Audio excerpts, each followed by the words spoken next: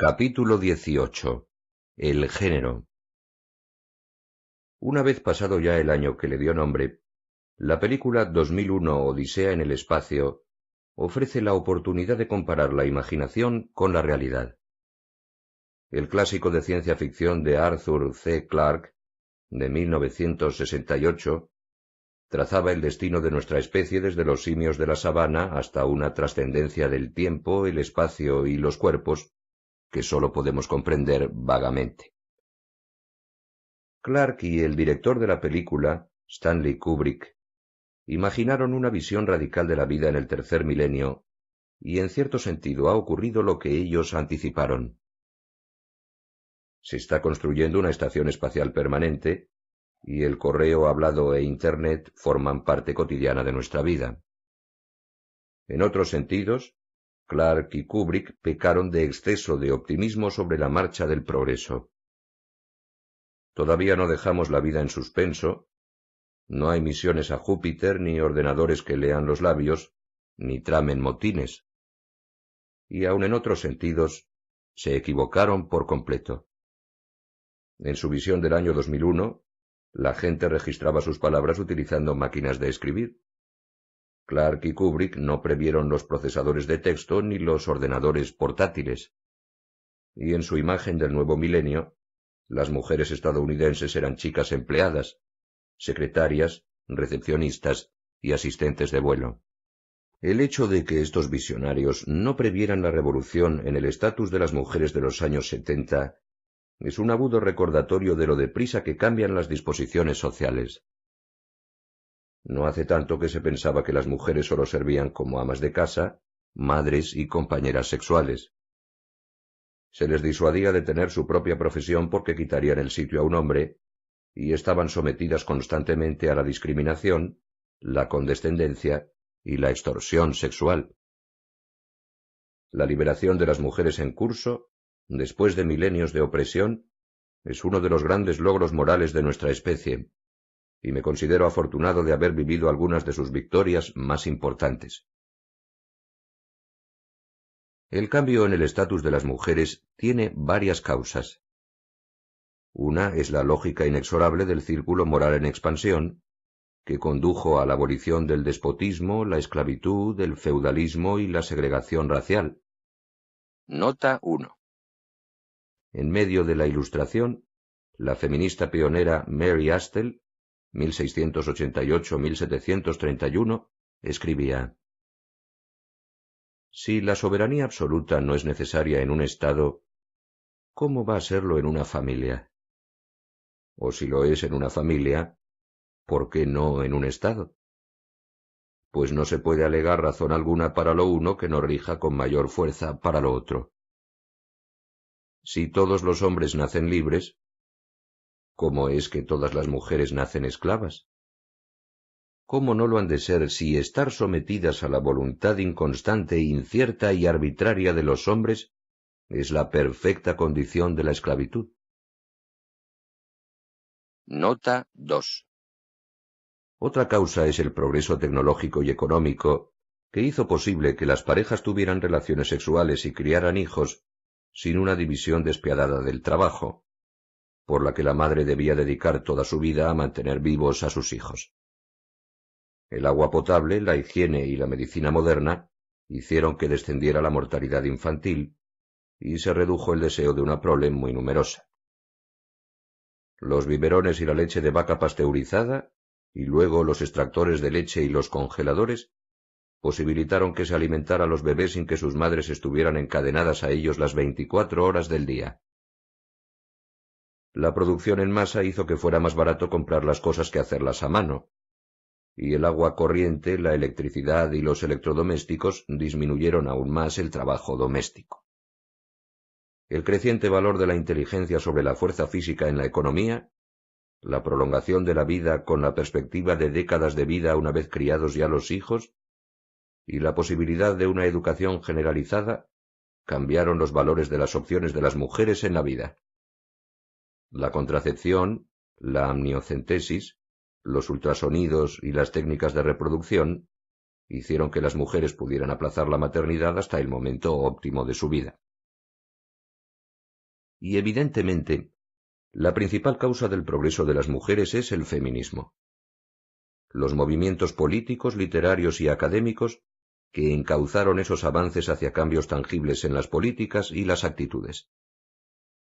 La primera ola de feminismo, que en Estados Unidos va de la Convención de Seneca Falls de 1848 hasta la ratificación de la 19ª enmienda de la Constitución en 1920, dio a las mujeres el derecho al voto, a formar parte de los jurados, a tener propiedades dentro del matrimonio, a divorciarse y a recibir una educación. La segunda ola, que floreció en los años 70 del siglo pasado, llevó a las mujeres al mundo profesional, cambió la división del trabajo en el hogar, desveló la discriminación sexista en las empresas, el gobierno y otras instituciones, y dirigió la atención hacia los intereses de las mujeres en todos los ámbitos de la vida. El reciente progreso en los derechos de las mujeres no ha privado al feminismo de su razón de ser. En gran parte del tercer mundo, la posición de las mujeres no ha mejorado desde la Edad Media, y en nuestra propia sociedad, las mujeres sufren aún la discriminación, el acoso y la violencia. Es idea muy extendida que el feminismo se opone a las ciencias de la naturaleza humana. Muchos científicos creen que las mentes de los dos sexos difieren en el momento de nacer, y las feministas han señalado que tales creencias se han empleado durante mucho tiempo para justificar un trato desigual a las mujeres. Se creía que éstas estaban destinadas a la cría de los hijos y la vida del hogar, y que eran incapaces de poseer la razón necesaria para la política y las profesiones. Se pensaba que los hombres albergaban unos impulsos irresistibles que les llevaban a acosar y violar a las mujeres, y que tal creencia servía para excusar a quienes así lo hacían y autorizar a padres y maridos a que controlaran a las mujeres bajo el disfraz de estar protegiéndolas. Por lo tanto, se diría, las teorías que más favorecen a las mujeres son las de la tabla rasa. Si nada es innato, las diferencias entre los sexos no pueden serlo tampoco, y la del buen salvaje. Si no albergamos unos impulsos innobles, la explotación sexual se puede eliminar si cambiamos nuestras instituciones. La idea de que el feminismo exige una tabla rasa y un buen salvaje se ha convertido en un poderoso impulso para la propagación de la desinformación. Un titular de la sección de ciencias de New York Times de 1994, por ejemplo, proclamaba: Igualdad de sexos en una isla de los mares del sur. Nota 3. Se basaba en los trabajos de la antropóloga María Lepofsky, quien, tal vez canalizando el espíritu de Margaret Mead, dijo que las relaciones de género en la isla de Banatinai demuestran que la subyugación de las mujeres por los hombres no es un universal humano y no es inevitable. Después nos enteramos de qué se supone que significa esa igualdad. Que los hombres deben realizar determinados trabajos para comprar a su esposa, que la guerra la libraban exclusivamente los hombres que asaltaban las islas vecinas en busca de doncellas, que las mujeres dedicaban más tiempo a los hijos y a barrer los excrementos de los cerdos, y que los hombres se dedicaban más a labrarse una fama y a cazar jabalíes, algo a lo que ambos sexos otorgan más valor. En un titular aparecido en 1998 en una historia del Boston Globe, que decía: «Parece que las chicas se acercan al grado de agresividad de los chicos», había una desconexión similar entre lo que el titular insinuaba y los hechos. ¿Hasta dónde se han acercado? Según la historia, hoy las chicas cometen asesinatos en un porcentaje del 10% respecto de los chicos. Nota 4. Y en 1998, en la página de comentarios, el coproductor del Día de Puertas Abiertas para las Hijas en el Trabajo de la revista MS explicaba los recientes asesinatos ocurridos en un instituto con la sorprendente afirmación de que a los chicos norteamericanos, sus padres, otros adultos y nuestra cultura y los medios de comunicación les enseñan a acosar, atacar, violar y matar a las chicas. Nota 5. Por otro lado, algunos conservadores confirman los peores temores de las feministas al invocar unas dudosas diferencias entre los sexos para condenar las opciones de las mujeres.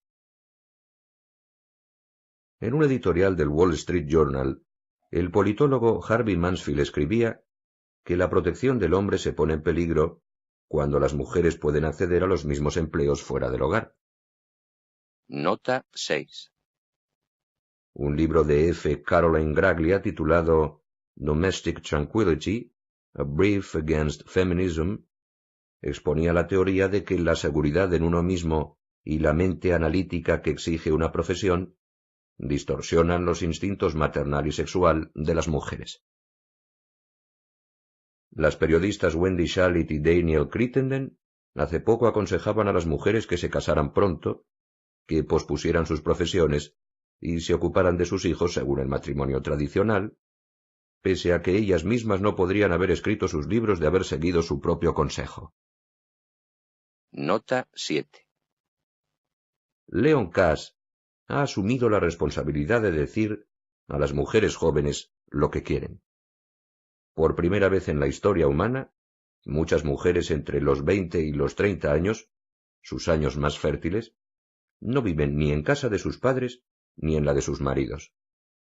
Desprotegidas, solas y sin estar sincronizadas con su naturaleza innata.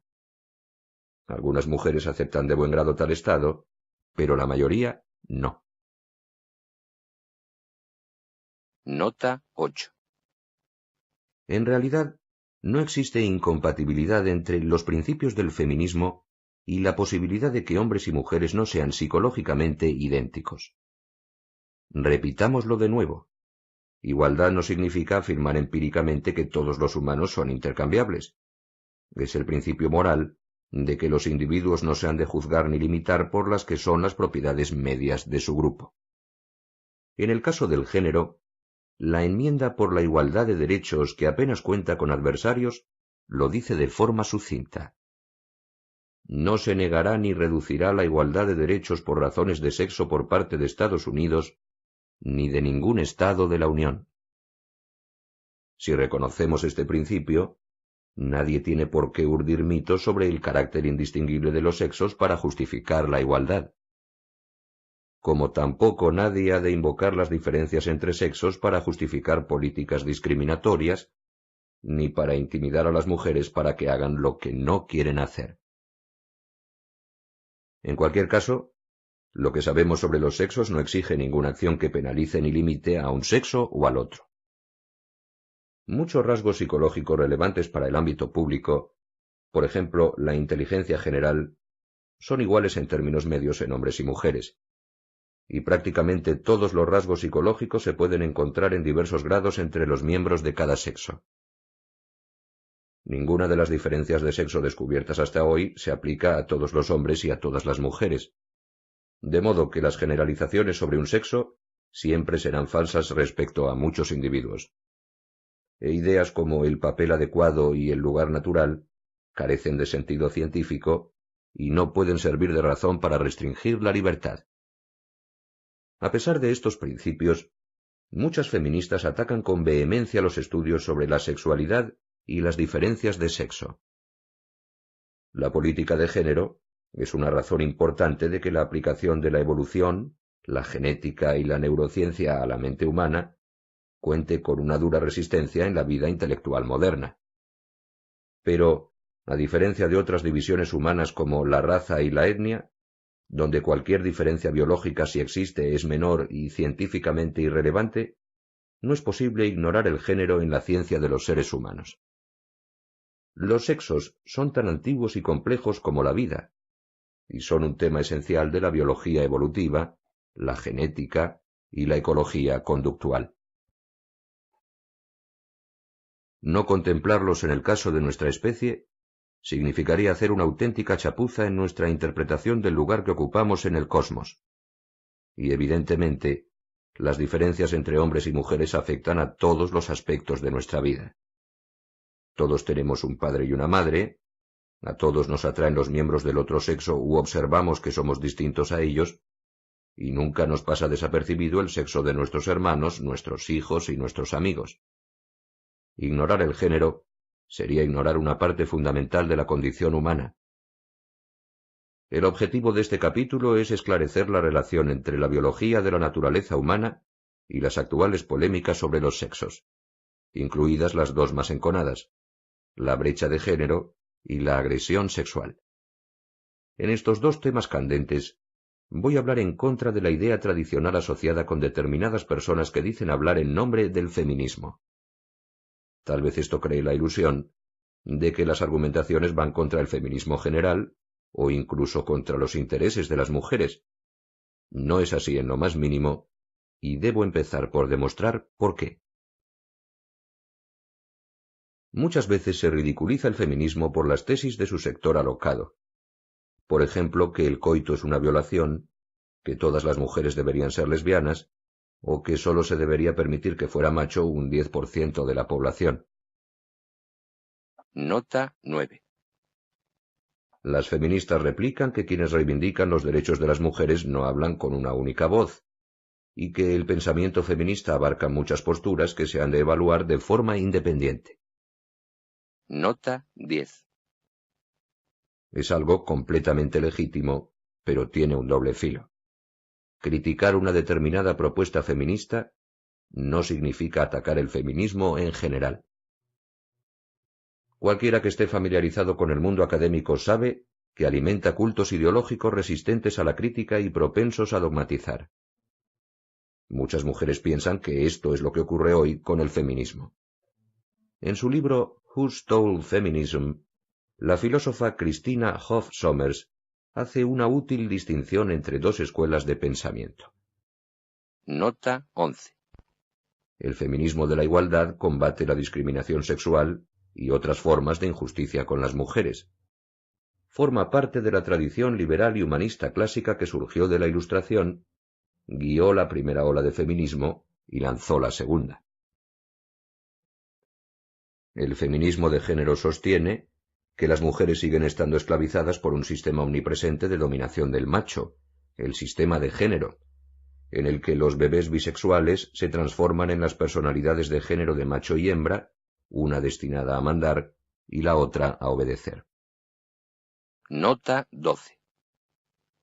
Se opone a la tradición liberal clásica y en su lugar se alía con el marxismo, el posmodernismo, el constructivismo social y la ciencia radical. Se ha convertido en el credo de algunos programas de estudio sobre la mujer, organizaciones feministas y portavoces del movimiento de las mujeres. El feminismo igualitario es una doctrina moral sobre la igualdad de trato que no apuesta por ningún tema empírico en discusión de la psicología o la biología. El feminismo de género es una doctrina empírica que se compromete con tres afirmaciones sobre la naturaleza humana. La primera es que las diferencias entre hombres y mujeres no tienen nada que ver con la biología, sino que están completamente construidas socialmente. La segunda es que los seres humanos poseen una única motivación social, el poder, y que la vida social solo se puede entender desde el punto de vista de cómo se ejerce. La tercera es que las interacciones humanas no surgen de las motivaciones de las personas que se tratan entre sí como individuos, sino de las motivaciones de los grupos que tratan con otros grupos, en este caso el sexo masculino, que domina al sexo femenino. Al abrazar estas doctrinas, las defensoras del feminismo de género encadenan el feminismo a unas vías en las que inevitablemente va a ser arrollado por el tren. Como veremos, la neurociencia, la genética, la psicología y la etnografía documentan unas diferencias de sexo que casi con toda seguridad tienen su origen en la biología humana. Y la psicología evolutiva está documentando una red de motivos distintos a los del dominio de un grupo sobre otro, como el amor, el sexo, la familia y la belleza, que nos involucran en muchos conflictos y confluencias de intereses con los miembros del mismo sexo y del otro. Las feministas de género pretenden o descarrilar el tren o conseguir que las otras mujeres se unan a su martirio, pero las otras mujeres no colaboran. Pese a su notoriedad, las feministas de género no representan a todas las feministas, y mucho menos a todas las mujeres. Para empezar, los estudios de base biológica de las diferencias de sexo los han dirigido mujeres. Como se dice tan a menudo que estas investigaciones son un complot para mantener sometidas a las mujeres, tendré que dar nombres. Entre las investigadoras sobre la biología de las diferencias de sexo están las neurocientíficas Raquel Gur, Melissa Hines, Doreen Kimura, Jerry Levy, Martha McClintock, Sally Shaywitz y Sandra Whittleson, y las psicólogas Camilla Benbow, Linda Gottfredson, Diane Halpern, Judith Kleinfeld y Diane McGuinness. La sociobiología y la psicología evolutiva, a la que muchas veces se le aplica el estereotipo de disciplina sexista, tal vez sea el campo académico de más doble género de los que me son familiares. Entre sus principales figuras están Laura Betsick, Elizabeth Cashdan, Leda Kosmaitz, Elena Cronin, Milbert Dickman, Helen Fisher, Patricia Gowerty, Kristen Hawkes, Sarah Blaffer Hrdy, Magdalena Hurtado, Bobby Lowe, Linda Milley, Felicia Pratto, Marnie Rice, Catherine Salmon, Joan Silk, Meredith Small, Barbara Smuts, Nancy Wilson Thornhill y Margot Wilson. Lo que repele a muchas feministas no es sólo la colisión del feminismo de género con la ciencia. Igual que otras ideologías endogámicas, ha producido unas extrañas excrecencias como la rama conocida como feminismo de la diferencia. Carol Gilligan se ha convertido en icono del feminismo de género por su afirmación de que hombres y mujeres se guían por principios diferentes en su razonamiento moral. Los hombres piensan en los derechos y la justicia. Las mujeres tienen sentimientos de compasión, educación y acuerdo pacífico. Nota 13. Si así fuera, las mujeres quedarían descalificadas para ser abogadas del Estado, jueces del Tribunal Supremo y filósofas morales, que se ganan la vida razonando sobre los derechos y la justicia. Pero no es verdad. Muchos estudios han comprobado la hipótesis de Gilligan y han descubierto que hombres y mujeres difieren muy poco o nada en su razonamiento moral. Nota 14. Así pues, el feminismo de la diferencia ofrece a las mujeres lo peor de ambos mundos, unas afirmaciones odiosas sin respaldo científico. Asimismo, el clásico del feminismo de género llamado Women's Ways of Knowing sostiene que los sexos difieren en sus estilos de razonamiento. Los hombres valoran la excelencia y el dominio de los asuntos intelectuales y evalúan con escepticismo las argumentaciones en términos de lógica y evidencia. Las mujeres son espirituales, relacionales, integradoras y crédulas. Nota 15. Con unas hermanas así, ¿quién necesita machos chauvinistas? El desprecio que el feminismo de género hace del rigor analítico y los principios liberales clásicos ha sido exorcizado recientemente por las feministas de la igualdad, entre ellas Jean Bethke Elstein, Elizabeth Fox Genovese, Wendy Kaminer, Noreta Koerge, Donna Laframboise, Mary Lefkowitz, Wendy McElroy, Camille Paglia, Daphne Patai, Virginia Postrel, Alice Rossi, Sally Seitel, Christina Hoff Sommers, Nadine Strossen, John Kennedy Taylor y Kathy Young. Nota 16. Mucho antes que ellas, destacadas escritoras pusieron objeciones a la ideología del feminismo de género, entre ellas Joan Didion, Doris Lessing, Iris Murdoch, Cynthia Ozick y Susan Sontag. Nota 17. Y lo que supone una alarma para el movimiento.